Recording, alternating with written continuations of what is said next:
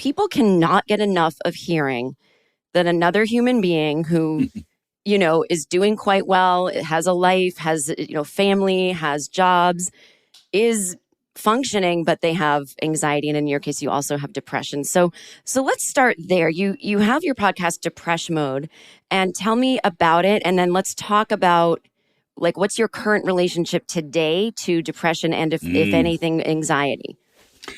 Yeah. So Depresh Mode is a show that I've been doing for a little while now. And it's kind of a continuation of my former show, The Hilarious World of Depression. This one is a little more based on a wider variety of the common mental ailments and obstacles that we run across. So it's not just depression. It is anxiety and trauma, OCD, just a bunch of things that are all around us, that are, in the next person you meet, there might be something like that going on. And, like you said, it's a lot of conversation with people that people like to hear about the kind of the fundamental root of drama, right? Like a person meets up with an obstacle and they need to negotiate their way through it, around it, carry it with them more often than not, and learn how to manage it. I mean, very rarely does someone face something like this and I'll just go to a therapist for 2.5 sessions and then I'll be cured and it'll be gone. It's more a matter of how do you live with it? How do you adjust to it and move forward from there? And then we do some interviews with some experts on all sorts of things, mind-body connection, some episodes about what exactly, everybody uses the word bipolar. What exactly is that? There's a lot of terms in mental health that are used more often than they are understood. And so we try to get to the bottom of that.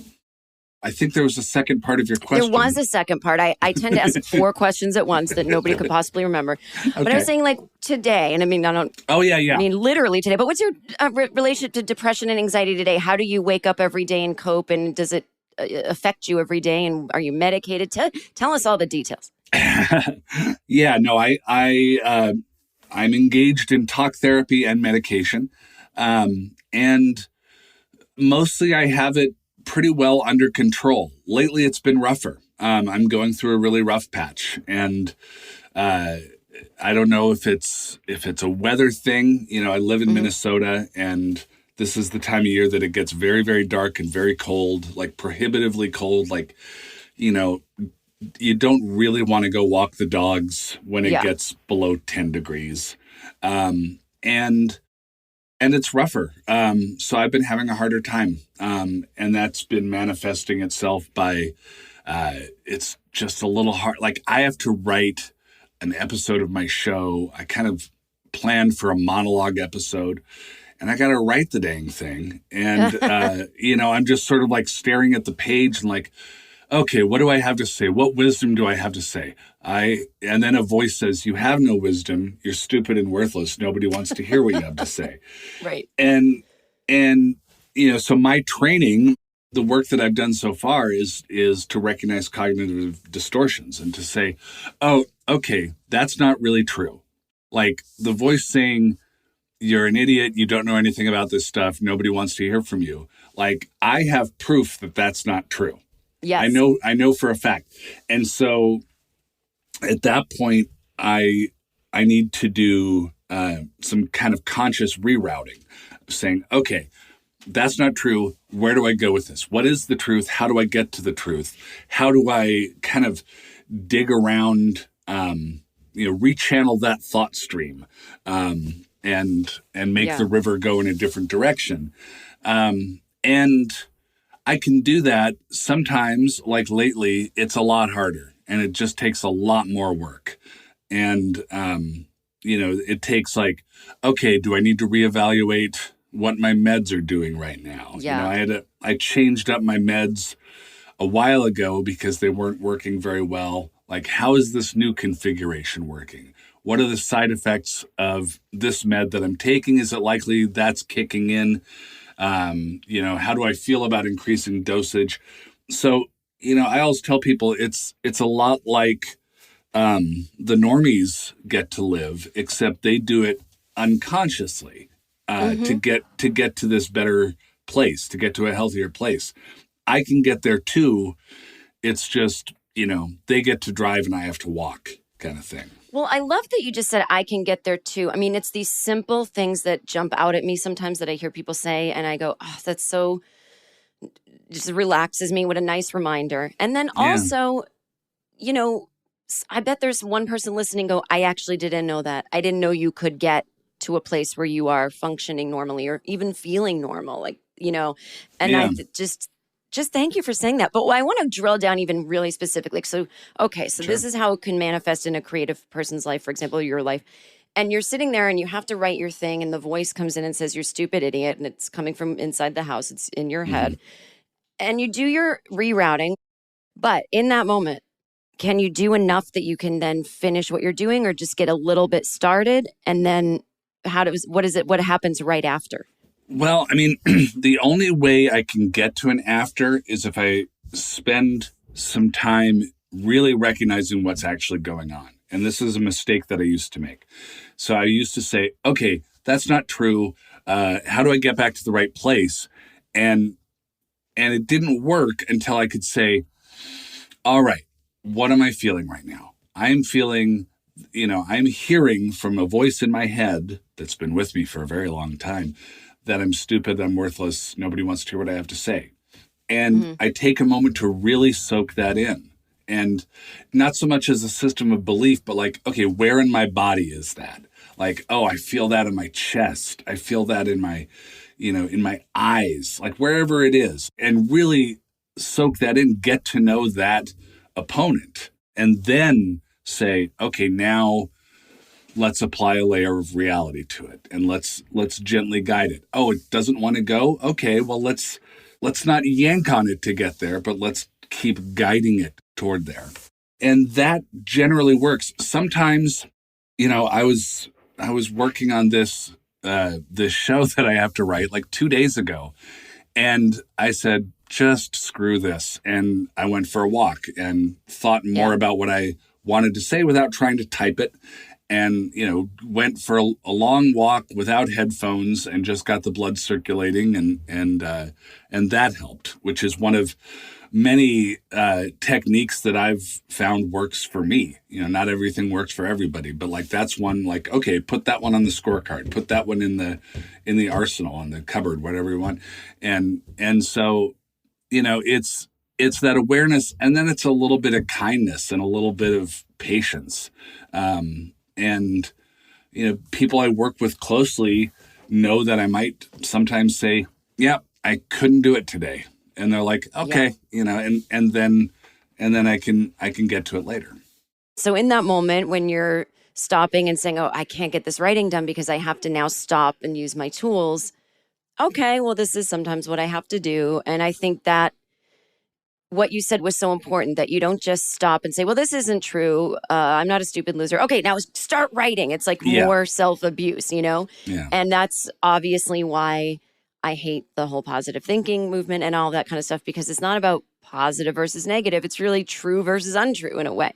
Well, it's the kindness is something that you would probably have no problem applying to someone else. Right. If your friend was in distress and having panic episodes, whatever it is, you would say, oh, well, sure, that's the thing that happens. How can I help? How can I support you? Tell me about it, whatever you need. And for whatever reason, it's a lot harder to, apply that to yourself. It's easy to give a break to everybody else, but, Yeah. except for one person in the world. Yeah. Well, it's interesting too, because that thing you're doing when you can't write and you decide to take a walk instead, or you sit with your feelings. I love that. It's like that really is it. It's like our little feelings are begging to be heard by us in that moment. It doesn't mean they're rational and, but they're there and we have to just sit with it. And sometimes just by facing them, they kind of go away. Yeah. Yeah. But I think what you're doing, that's where the work is. I mean, you learn that stuff in therapy, but then you apply it in real life. And I don't know if a lot of people do these kind of things in these moments, but that's where the work is. And it doesn't mean therapy is not working. It means, no, you're using the tools you were given. Mm-hmm. I'm not saying this to you, I'm saying this to the audience. You're using the tools you were given, and you're going to have to practice this maybe over and over. And that the fact that you, in the moment, stopped something in its tracks doesn't mean you totally rewired it that day. But over time, it does change you, don't you think? Yeah. Well, I mean, you use the word work, and that's such an important part. In the old days when I would go to therapy, I kind of thought of it as something more like getting a car fixed. Like you drop off your mind and they fix it up for you and then you drive away. It was only when I was just getting my ass kicked by this stuff so much, depression and anxiety, that I said, I need to work harder at this. I need to be an active participant. And I was fortunate to find a really great therapist. And I noticed the difference in that therapist was that at the end of the sessions, I was exhausted, because I had been through a workout, right? It'd been like physical therapy. Like if you hurt your knee or something, like by the end, you're like, oh, I've had a workout. And, it is a lot of work. And I always tell people, like, one of the reasons that people with depression are tired so much is because it's exhausting, like and it's exhausting to either get beaten up or to fight back. And, I'll choose the latter. But it's a lot of work.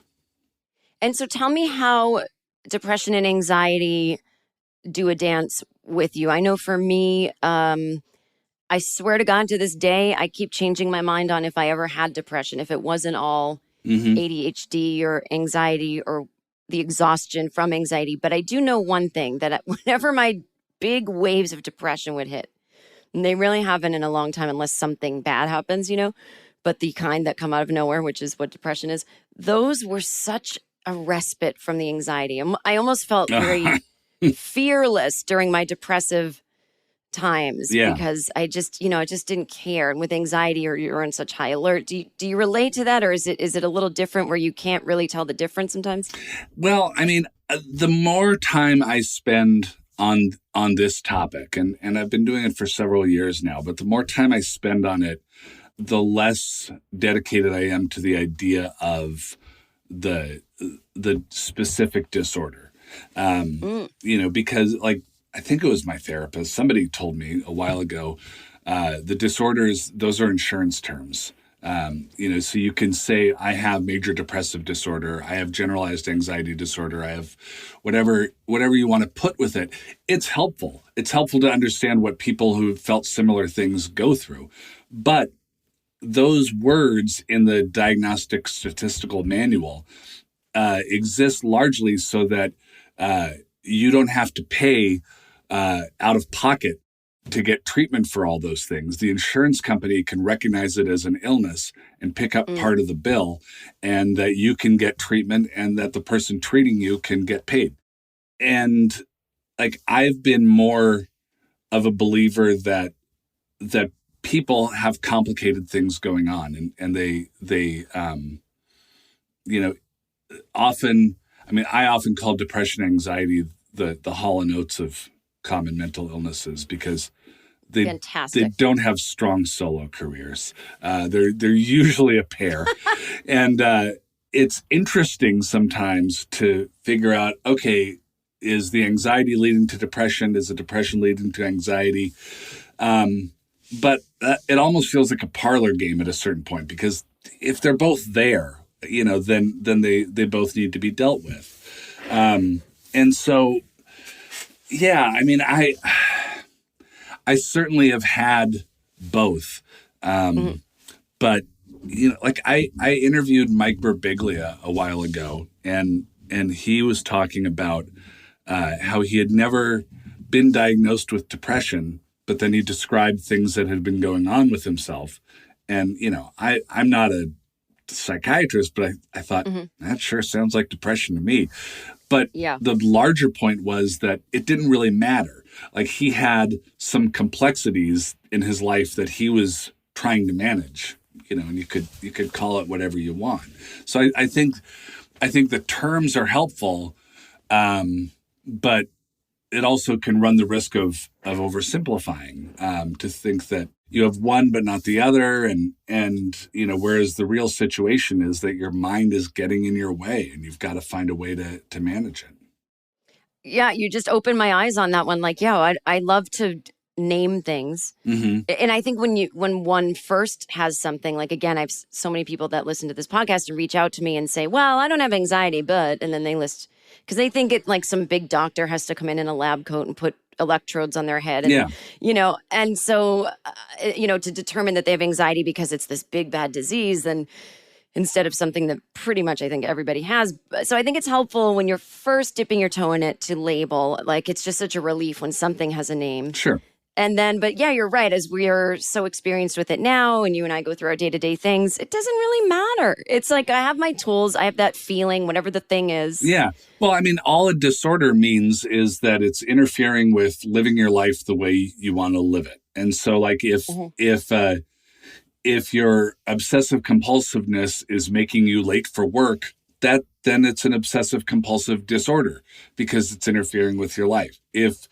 If your depression, that you're feeling is meaning that you're not really making healthy meals for your kids when you need to be, then that's a disorder. That's interfering. It's nothing really more mystical than that. There isn't like a chemical threshold you need to reach. It's messing things up. Boom, it's a disorder. Anxiety Bites will be right back after a quick little message from one of our sponsors. From tips for healthy living to the latest medical breakthroughs, WebMD's Health Discovered podcast keeps you up to date on today's most important health issues. Through in-depth conversations with experts from across the healthcare community, WebMD reveals how today's health news will impact your life tomorrow. It's not that people don't know that exercise is healthy. It's just that people don't know why it's healthy. And we're struggling to try to help people help themselves and each other. Listen to WebMD Health Discovered on the iHeartRadio app or wherever you get your podcasts. Hi, I'm Katie Lowe's. You might also know me as Quinn Perkins from Scandal or Rachel from Inventing Anna. I'm also a mother to my son Albie and my daughter Vera. I wanted to create a space for open and honest conversations about all things parenting. And I thought a podcast was the best way to do just that. Check out season 5 of my podcast, Katie's Crib. It is super raw, vulnerable, and hilarious. Katie's Crib in no way, shape, form is judgmental or telling you exactly how to parent or exactly how you should be. I think it really just makes you feel less alone and gives you a community. We're going deep with guests like Inventing Anna's Anna Klumsky, How to Get Away with Murders, Asia Naomi King. And yes, sometimes my son Albie when he bursts into my studio, so that's cool. Listen to Katie's Crib every Thursday on the iHeartRadio app, Apple Podcasts, or wherever you get your podcasts. Hey, it's Alec Baldwin. On this season of Here's the Thing, I speak with more actors, musicians, writers, policymakers, and so many other fascinating people, like comedian Tim Dillon. I couldn't tell you my congressman. I know every maitre d' of every restaurant. I know who's working Craig's. I know who's working, all the places I want to go. Who's at El Pastel? When I'm in town, you come with. We're going to go to Craig's. Host of The Talk, Amanda Klutz. I did Broadway for 17 years. When you do that, it kind of prepares you for anything in life. And the multi-talented musician and actor, Steven Van Zandt. When it comes to performing, that's just like a vacation for me. Whether it's acting or whether it's being a rock star on stage, that stuff is just nothing but fun for me. The real work is looking at a blank piece of paper and creating something from it, Listen to Here's the Thing on the iHeartRadio app, Apple Podcasts, or wherever you get your podcasts.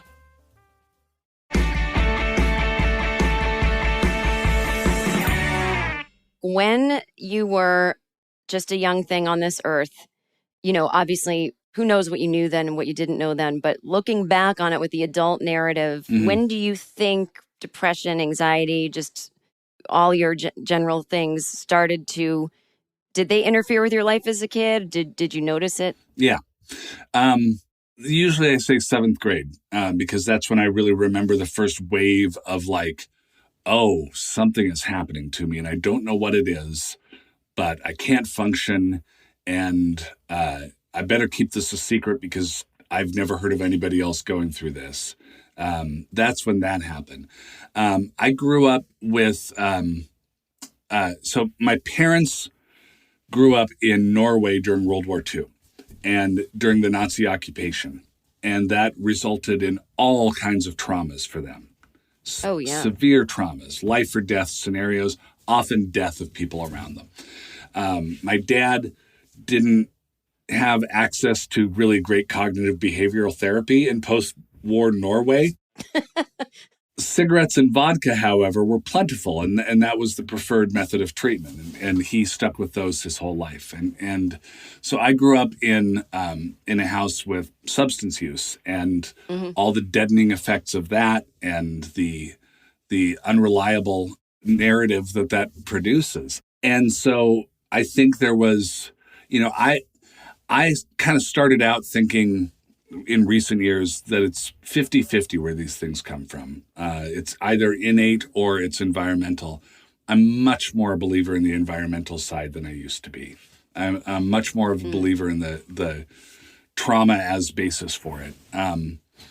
Because when you're in a situation, especially in childhood, when you're in a home where things aren't working and aren't being acknowledged as not working, you get into often one of two very rational responses, depression or anxiety. In my case, there was stuff going on, and with depression, you can not feel it as much. So your body tells itself and your brain tells itself to deaden up, to just, not feel, as a defensive mechanism. I know people who grew up in physically abusive homes, and I wasn't one of those, but I know people who developed a lot of anxiety because you got to be on guard, because there might be a fist or a plate heading your way, and you need to be on the lookout all the time. It's a very, very rational response to the situation. The trick is later when the threat passes and you can't let go of those things. That is ding, ding, ding. Yeah. That is really, to me, I think that is something that I don't know who needs to understand this. Just anybody listening, that the coping mechanisms we use for one thing, they don't, well, first of all, they're not good coping mechanisms, but they're good for, they're what we had at the beginning, whatever, in quotes, bad coping mechanisms we used. But they don't just stay in their little place. Yeah. Then it becomes almost, for lack of a better word, your personality. It's all the time. Yeah. And you train yourself to become this person. It would be like if you went to somewhere cold and wore a winter coat there, and then you left and you never took it off. And now you're living in Florida and you walk around in a down coat. That's not helpful. But, these analogies are terrible. I'm keeping that one in. Well, I mean, it's like my parents, for whatever else was going on with them, they loved me a lot. And I love my kids a lot. I can freely express my love for my kids. It's a wonderful, wonderful thing. It's warm. So that wasn't a problem. But I held on to, okay, there's a threat going on. There's a variable I can't control in my life. I'll shut down. I'll feel nothing. I'll turn against myself. All these things. And it drives me crazy, although I've sort of just learned to accept it to some extent, when people characterize therapy, whether it's guided by a professional or just your own journey of understanding of yourself, that it's seen as, oh, well, you go in there and then you hate your mother. You go in there and and right. It's not that. I love my mother. I love my late father, but it's a way of saying, okay, here's how I was made. And unless I made changes along the way, that's baked into who I am. This is the programming. This is the construction of what I am. And so that's the baseline of a kind of enlightened or semi-enlightened adulthood, to say, okay, that's what my brain is set up to do. how can I change that? How can I alter that? And that's the journey. But you can't understand where you are or where you're going without thoroughly understanding where you've been. But once you can look at someone else's story and say, well, my God, how could they possibly have known, anything about, their own emotions? They're not going to suddenly pass on to me some tools that they didn't have. I tell my kids, I just want to screw you up in a different way than I was screwed up. Right. I just want some novelty introduced, some variation in the gene pool of messing up. But, I wrote a memoir, The Hilarious World of Depression. It's a great book. Everyone get it. We'll link to it in the show notes, Sarga. Thank you. And a lot of it deals with my parents and talks about what they've been through. And my mom was terrified about this. I mean, she's 87 and she's just didn't want a lot of this stuff out there because, for lots of reasons. And she's like, I just don't want to be seen as the bad guy. And I said, well, there's no bad guys. There's just people. Except the Nazis. The Nazis are the bad guys. Let's all remember this, and we should punch them as much as possible. But I said, I just want to portray the situation that you were in, the struggle that you were in. And she, when the book came out, she kept it in the closet of her apartment. And then after a couple of days, she would open the closet and put the book in the doorway. And then after a couple more days, she'd move it down the hall towards her living room. And so it's this extremely slow stop motion animation that it finally got to her. And then she read it and she loved it, even though it had those hard things. Yeah. She said, oh, I understand now. I understand that you're just writing about people's experiences and you're trying to help other people. I said, yeah, that's it. Well, that I want to ask you about helping other people. I will tell you really quick, just like a fun story from someone without kids who I have a really good example of how you really just don't know how you're going to screw kids up. But years ago, 10, 15 years ago, my friend, his sister was coming to town and she brought her son with her. And at the last minute, her husband couldn't come to town. So it was just her and the kid. And my friend wanted to have dinner alone with his sister. And they were staying at this fancy hotel. And they were just going to go down to the lobby. And I said, you know what? I'll babysit the kid. And so they put the kid to sleep. He was about 5.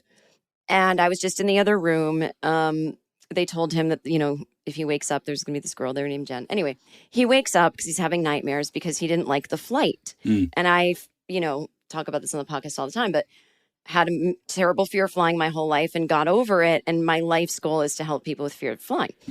And so I thought, here's the moment I can parent this kid. And I said, well, what didn't you like about the plane? And he said, all the noises and the clanging and the this and the, and I explained to him what each noise was. And then it was actually means the plane is working exactly as it should. And he said, oh, okay. And so he got really excited for the flight home. And they were like, Jen, I can't believe it. You've cured him. He's actually excited for the flight home. And cut to, I get a call from my friend who told me that the kid had the worst panic and anxiety on the flight home because throughout the flight, it was just very quiet, that kind of he wasn't hearing airplane the clanking noise. And he's like, it's not making noises. We're going to crash. The girl told me. And it's like, I thought I was like inspiring the next generation. And I'm, you cracked the code. I made it worse. So it's like, I can't imagine what it's like to parent. I feel like every day would just be full of those things that, had my friend not told me that, I would never have known. And I'd be telling the tale of how I cured a child of fear of flying. Like half the time you don't get the feedback that you did it wrong, in the immediate. So I give you a lot of credit. And I can't wait until your kids write a book about you. I'll have them on the podcast. My kids, my oldest 2, I have 3 kids. The oldest 2 are in college now. So then you get to discover what they have to say about you on social media. And so my son tweeted the other day about how, because he had an interest in history, he's a history major. I took him to see Lincoln, the Daniel Day-Lewis Lincoln. Yeah. And I was like, what a wonderful parent. I'm taking him to see Lincoln. And he tweeted the other day, my dad took me to see Lincoln when I was a kid. And I got so bored that I cried in the theater. Out of boredom. I was so despondently bored that I wept in the theater. And I just replied, yeah, that one's on my